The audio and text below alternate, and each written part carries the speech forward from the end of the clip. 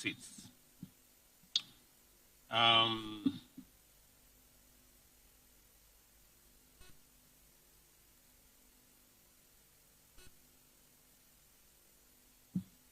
The current Chair, Minister of Finance, Economic Planning and Development of the Republic of Mauritius, and TDB Group Chairperson, Cabinet Secretary, National Treasury of the Republic of Kenya, Mr. Albert Muchanga, Commissioner for Trade and Industry, Africa Union Commission, Ministers present and TDB shareholders and representatives, my good friend, Mr. Ademasu Tadese, TDB Group President and MD, distinguished ladies and gentlemen, guests and visitors, good morning. Let me first take this opportunity to, on behalf of the people of Kenya, to be grateful to TDB Group for the presentation of the $100,000 to Tome Water project in Laikipia.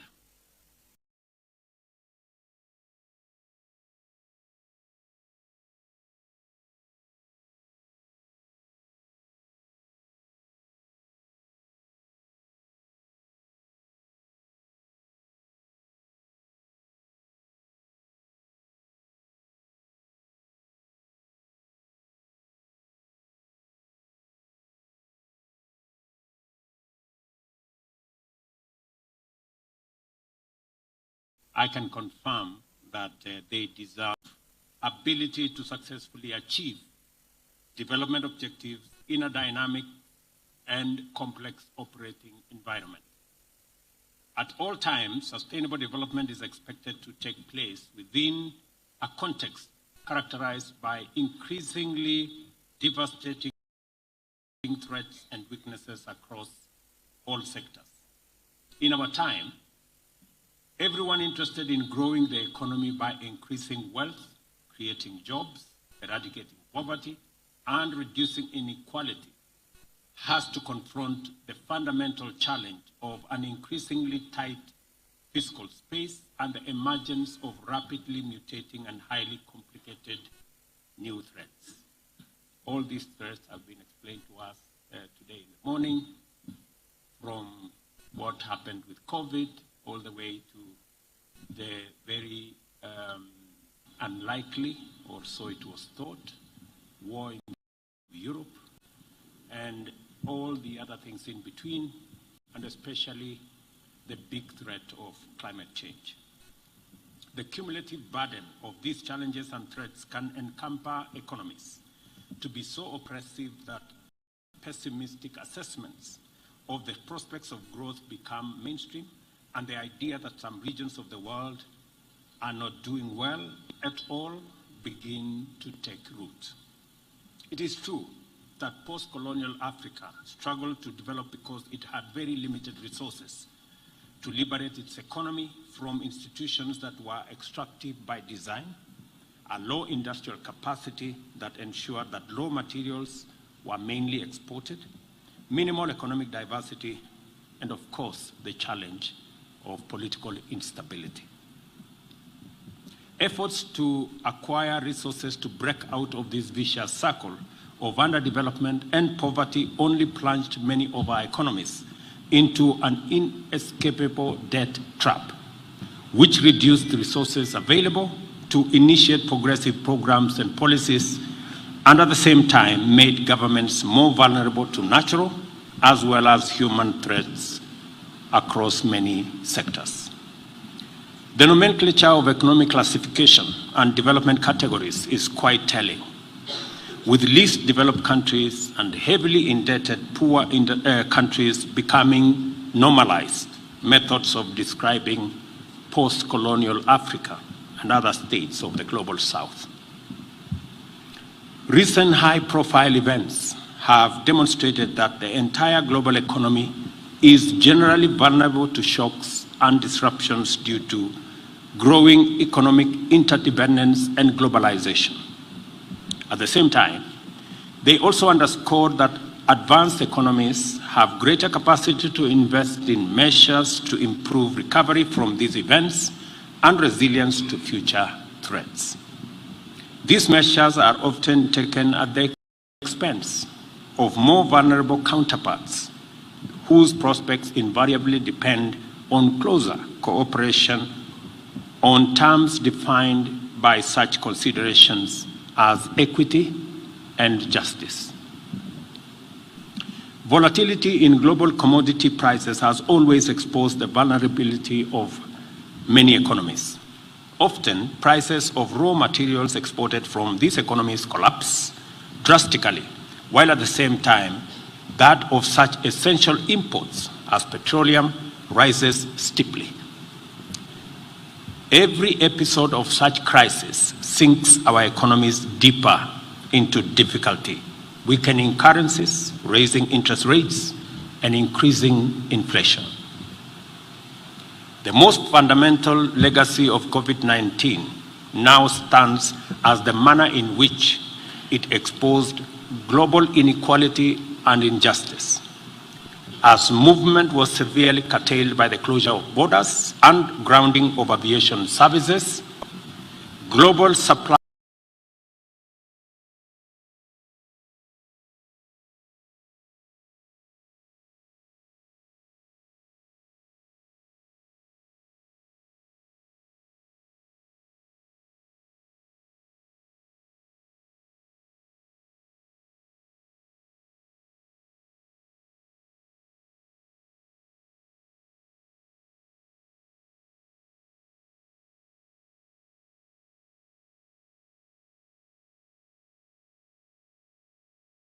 chains were constricted and inevitably we have taken a massive hit in terms of worsened fiscal imbalance and deeper debt, which has been worsened by the emergence of a high interest rate environment. The geopolitical tension that exploded into open conflict in Ukraine have also intensified this very difficult situation. But that is not the end of the matter for Africa. Our plate is stacked much higher with urgent and serious problems. Our continent is experiencing extreme weather events of unprecedented variety, frequency, and magnitude. Flooding, wildfires, landslides, droughts, cyclones, and other disasters have inflicted a dire toll on communities across our continent. The Sahel, West Africa, Central Africa, the Horn of Africa, East and Southern Africa have all been affected by these serious calamities.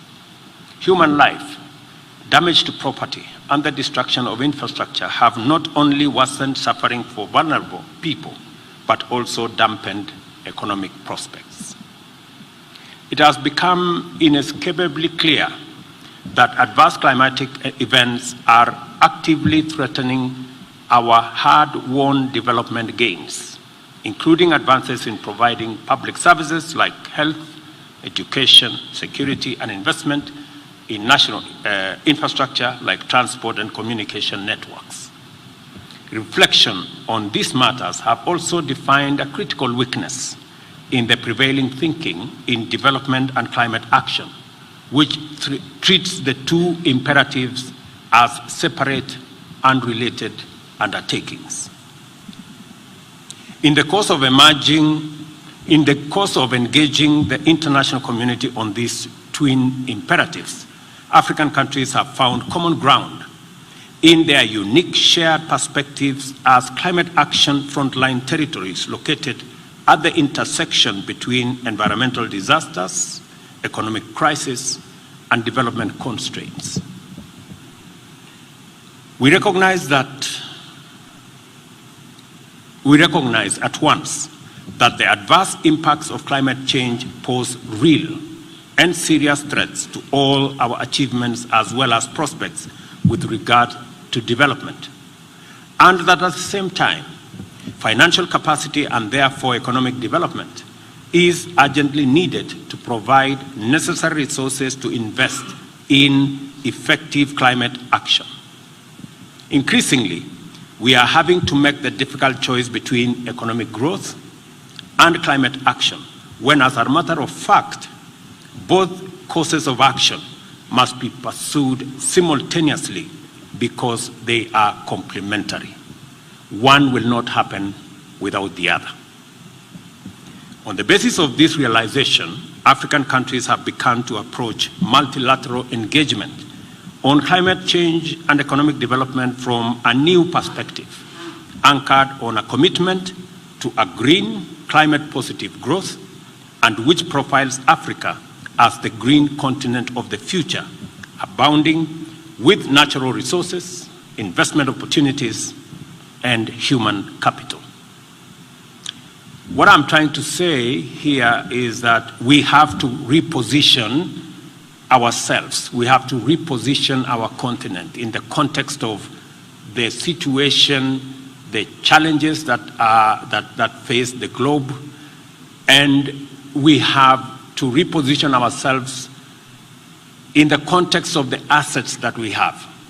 Renewable assets, being the continent with almost 65% of uncultivated arable land, being the continent that has the youngest human capital, and being the continent that has the greatest potential for greening growth and ensuring that we decarbonize industrialization, decarbonize manufacturing. And we have to reposition ourselves, represent Africa in a different way, away from the continent that was always profiled with all the negative adjectives. Climate change has brought some measure of equality, let me say. In the context of climate change, there is no developing or developed country. We are all in the same place.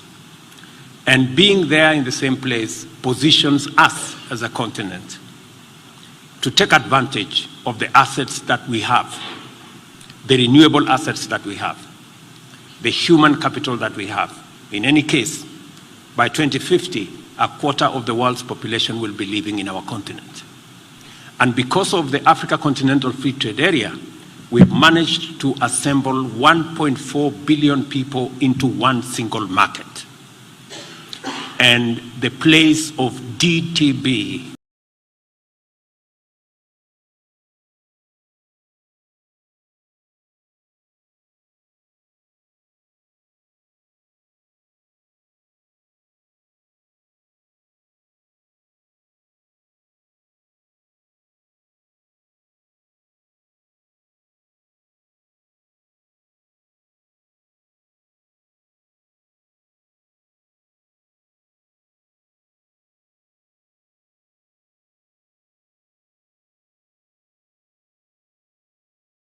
as a financial institution in that context, institutions that we are developing in our continent. And that is why last week, during the AU media meeting, we proposed that TDB, Afreximbank, AFC, ATI be now elevated from being partners of the AU to being special agencies of the Africa Union, so that we can give this institution greater recognition,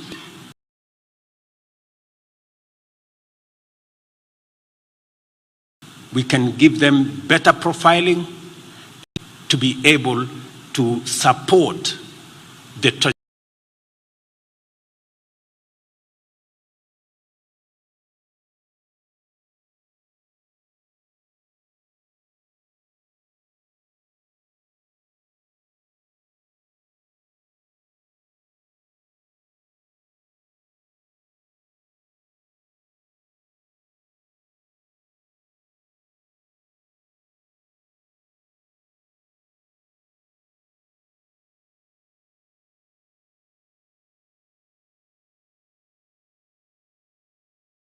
we are all pushing of creating one market, positioning ourselves in that space, because that's the only way we can get ahead of the situation that we are all in. The first implication of this paradigm naturally has been the now widely accepted view that the present architecture of the international economic development framework is deficient and inadequate for the challenges of our time.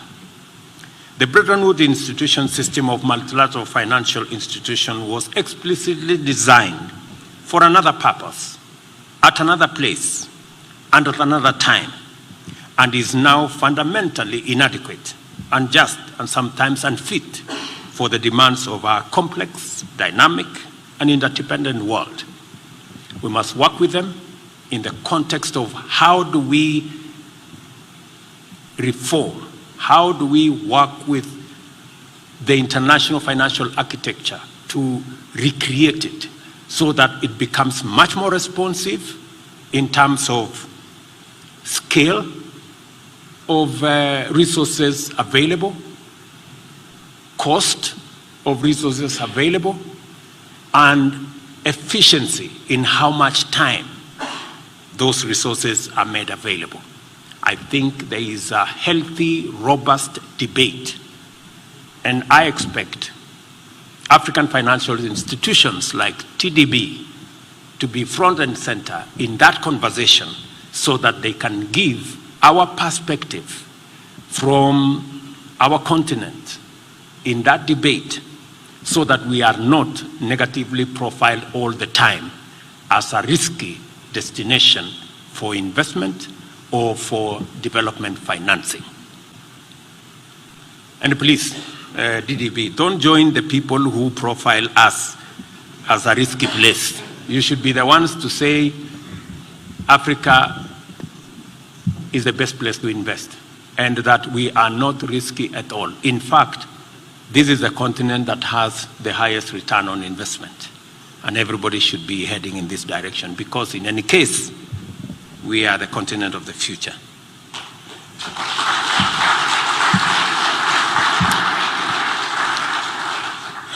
At the International Monetary Fund, European nations took 160 billion of the 2021 issue of special drawing rights, compared to African countries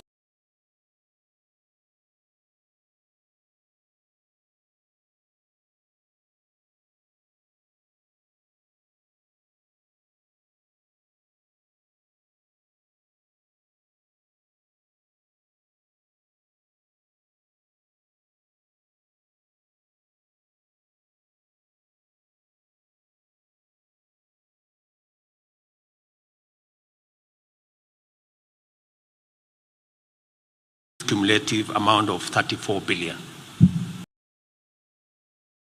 In the international financial institutions and also design and implement a wholly new global green bank to mobilize resources globally and administer them in a truly inclusive, representative, democratic, and equitable manner. Is that all we need to meet the fears urgency of now? Hardly. The Pan-African aspiration for socio-economic transformation based on Agenda 2063 looks at African solutions as the primary intervention in confronting African problems. At the forefront of this agenda is regional and continental integration aimed at unlocking Africa's potential on a scale that will make our continent the epicenter of a new industrial age. The Africa Continental Free Trade Area is both a continental and a global game changer. Its scale is unprecedented. The upshot is that it has already inaugurated a market with a population of 1.4 billion people, of the world's youngest people. The critical imperative in integration is the elimination of barriers and borders and the intensification of connectivity through road, rail, port, and fiber optic networks. Investment opportunities are clear and compelling and also abundant in our continent. At this moment, Africa needs a development financing institution framework that can handle this unprecedented opportunity effectively and deliver transformation in terms of integration through connectivity, economic development, and climate resilience. This is why I am proud to be here today to celebrate with the Trade and Development Bank. TDB has demonstrated to us that it has been studying the African development landscape and evolving to meet its challenges. As a result, it has been growing and evolving steadily. The journey from the PTA Bank to TDB Bank has not been one of mere rebranding or superficial change. Our region signaled its irrevocable commitment to expand and accelerate economic integration when the preferential trade area transformed into COMESA for East and Central Africa, and its financial arm, the PTA Bank, followed. Only a decade ago, TDB had an asset base of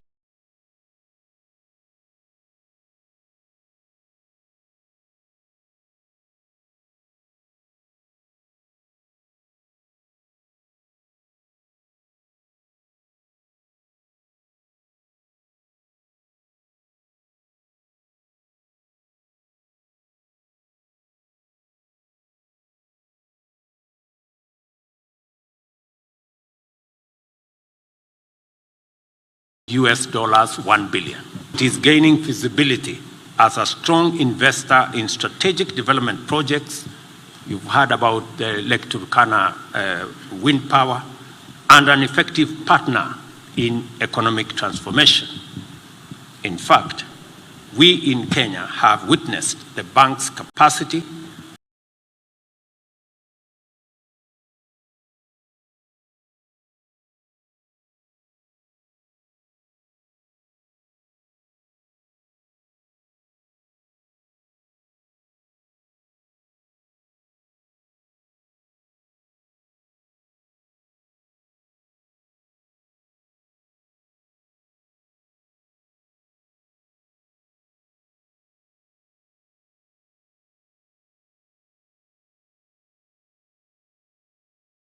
dynamism and expertise from close peers entities and long-term capital for SMEs. The bank has also been an active supporter of many local enterprises in cross-border investment, thereby promoting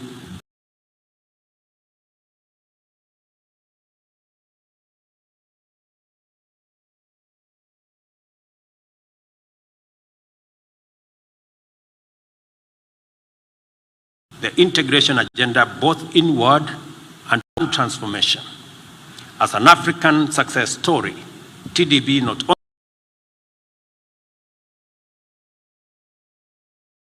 only anchors our aspiration for regional and Pan-African integration, it repositions Africa as the emerging site of global transformation and complements our agenda of redefining our continent as the home of abundant opportunity and potential.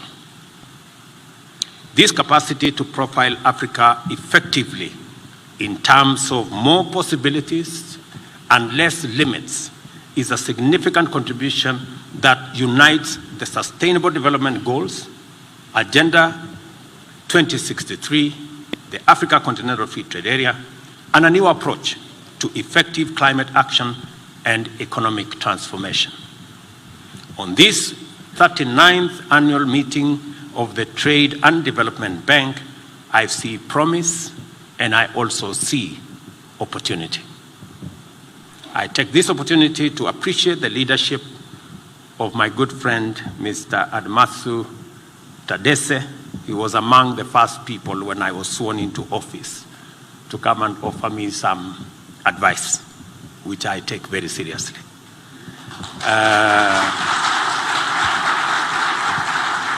Mr. Managing Director, I credit you for your great leadership and vision and the leadership you have provided to your team at the TDB.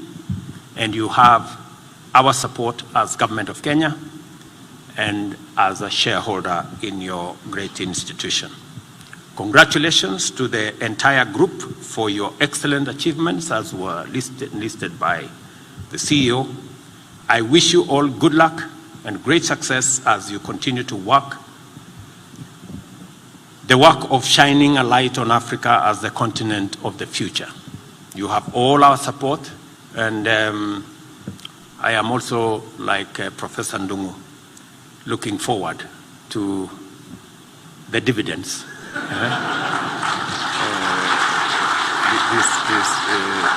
this afternoon. And to all the good people who have come from different parts, and even the people who are joining from Ghana and from Senegal, we welcome you to this institution, and we look forward to working with you and making sure that we build a financial institution that will support the development of our continent, the progress of our countries, and to support what we must do to create opportunities, create jobs, create enterprise, and make sure that we deal with the challenges of underdevelopment and deal also with the challenges of poverty and create wealth for our nations. You have all our support, you have all our encouragement, and whatever it is that we can do at the policy level, please let us know so that we can support these institutions to be built, because we are benefiting from institutions that have been built by others. We have an opportunity to build these institutions, and we must not miss that opportunity to support these institutions so that they can play their role better. Thank you very much. God bless you. Unfortunately, I have to go. I have an appointment with the good people who have hired me. So I have to honor that appointment somewhere out of town, but I hope you enjoy the rest of your deliberations. Asante sana.